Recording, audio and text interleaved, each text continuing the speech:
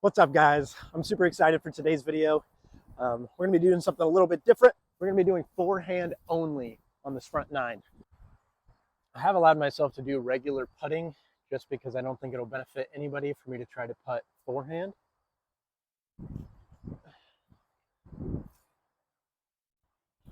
The reason I actually decided to make this video is for so long, I had no confidence in a backhand anhyzer shot. So for the past year or so, I've worked really, really hard on my backhand, and I'm really happy with where it's gone.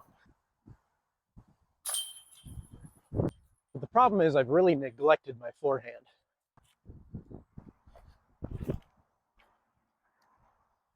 That's not too bad. A little wobbly out of the hand. Man, this wind is brutal. Yeah, I'm just trying to fight the wind.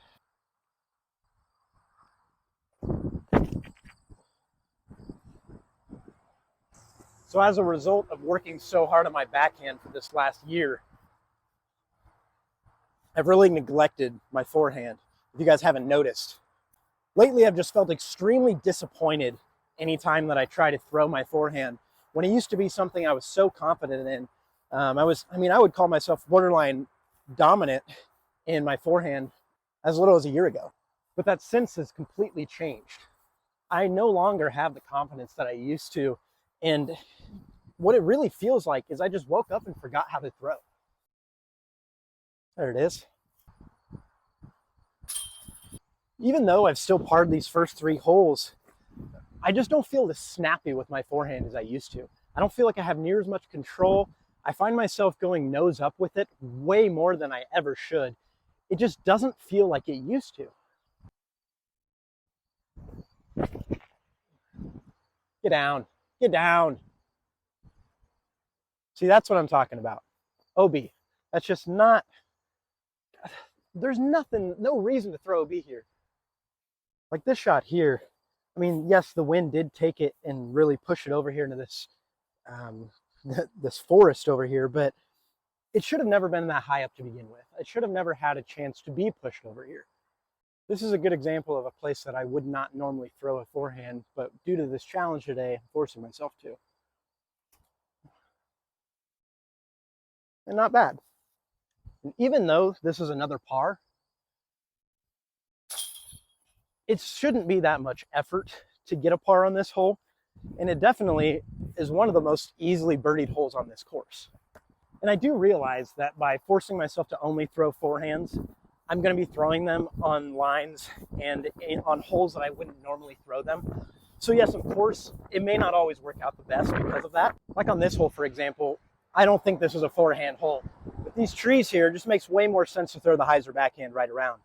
So yes, I'm fighting an uphill battle with this, I know. So I'm obviously setting myself up for some frustration. There's no denying that. But by forcing myself to throw a forehand on every hole and every shot, it makes me be a little bit more workable with that disc.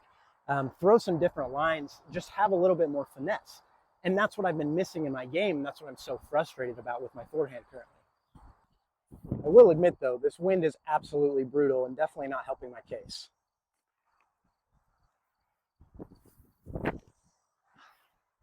Come on back. Come on back. I think we're good there. While I'm obviously happy that I've gained a lot more distance and control with my backhand, knowing that I'm completely missing this other side of my game and it feels so foreign to me is really driving me nuts. Got a really long putt for the first birdie of the day here.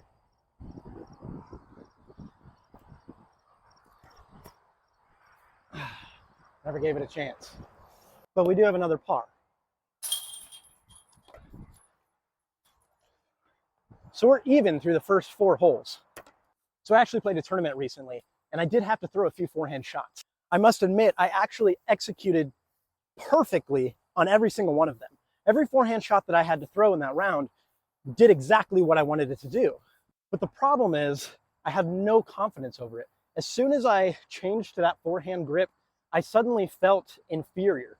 This hole actually plays well to the forehand, so I would really love to execute one here and see how we can really end up.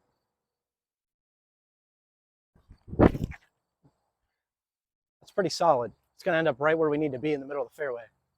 But truly what my biggest problem is like I said, I just don't feel like I know how to forehand anymore. When it was something that used to come so naturally to me, from my baseball background, it's a more natural throwing motion, at least in my opinion. It's just really thrown me off lately. Now, with that being said, we did put ourselves in prime position here. But here's another shot that I would absolutely never forehand here. I would feel much more comfortable taking the zone and just throwing a stock low hyzer and having it just fade right into there. But here I almost have to throw a flex shot because I really don't want to fade over to the right. And obviously this left side is not at all what you want to be. So I kind of have to throw this flex. And this is just the shot that I need in my bag, but I just don't feel comfortable with it right now. It was something that I had before and I avoided it for so long that now it's just lost and I need to find it again.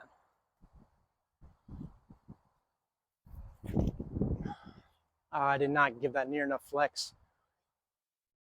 We're still going to be all right up there. So while I must admit I am proud of myself for forcing myself to stick to the backhand so much to develop it, I'm really upset with myself for just straight up forgetting how to use my forehand. It was something that I never expected to lose.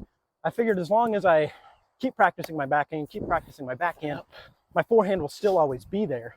And I just neglected it for so long now over this past year that it feels like I've taken 20 steps backwards. Here's another hole that actually is a bit of a forehand hole. There's kind of two lanes here. So you can see the one lane that's just dead straight. That's kind of obvious. That's really great for just a buzz if you really have that gap shooting ability. There's also a really wide lane for the forehand.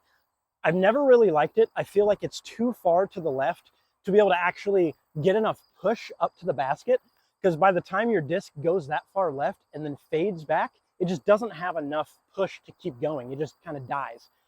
So what's almost best is to go for the straight gap, but try to hit that little small gap right in the middle there, and then have your disc fade at the end. So we'll see what we can do here.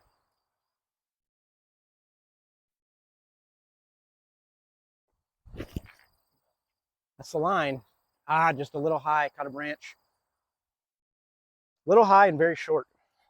So even though I feel like I really need to focus on getting my forehand back because it's something that I miss so much, I've also realized that my game has improved significantly since I've adapted and don't have to rely on my forehand as much as I used to.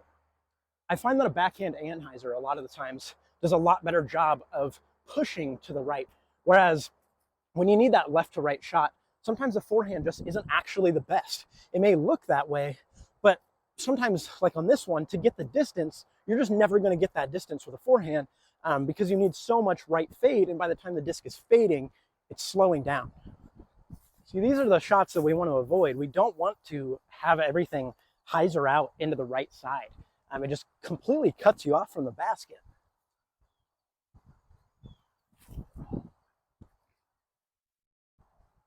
Oh, I thought we made that for a second.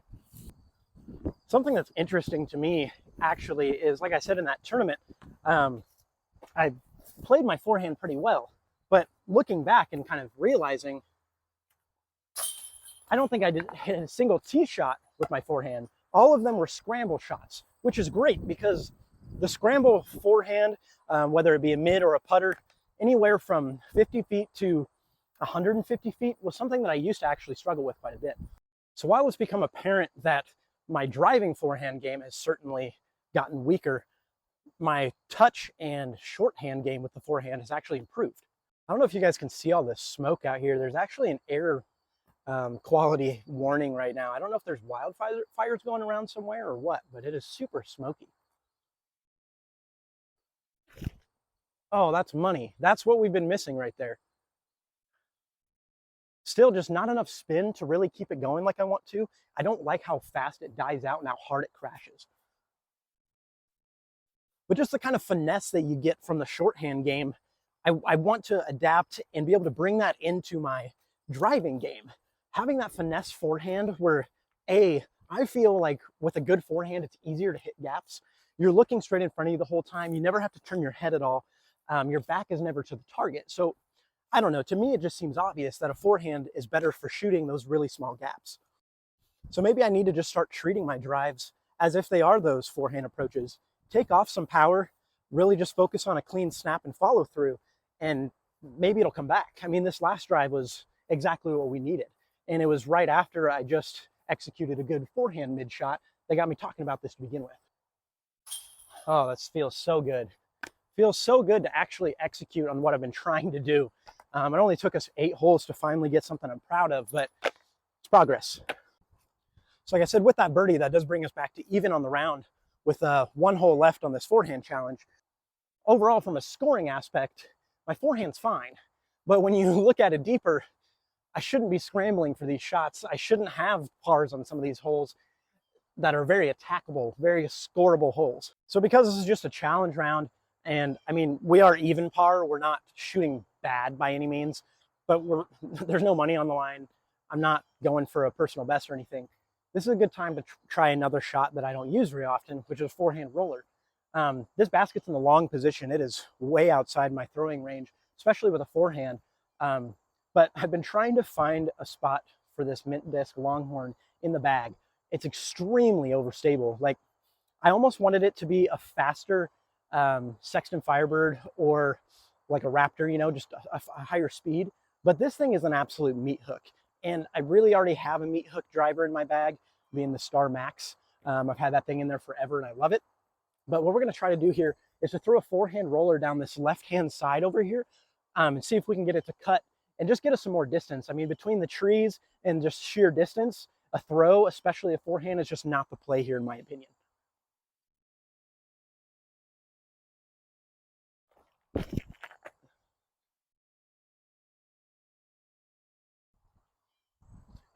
Never even got it down to the ground. I'm going to take another take with the trusty Star Max here.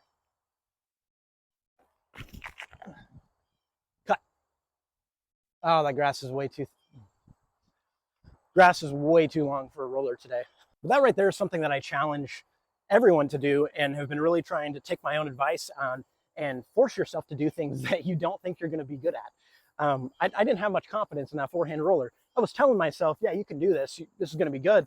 But it's not a shot that I have in my bag. It's not a shot that I'm confident in throwing, especially off the tee. It was one thing if I'm pitching out of the woods or something like that, but that's a whole nother animal. So I actually think our only real shot at success here is throwing another forehand roller. So we'll see what we can do here. I'm going to try that Mint Disc Longhorn again. This grass looks a little shorter up here, so we'll see what it can do.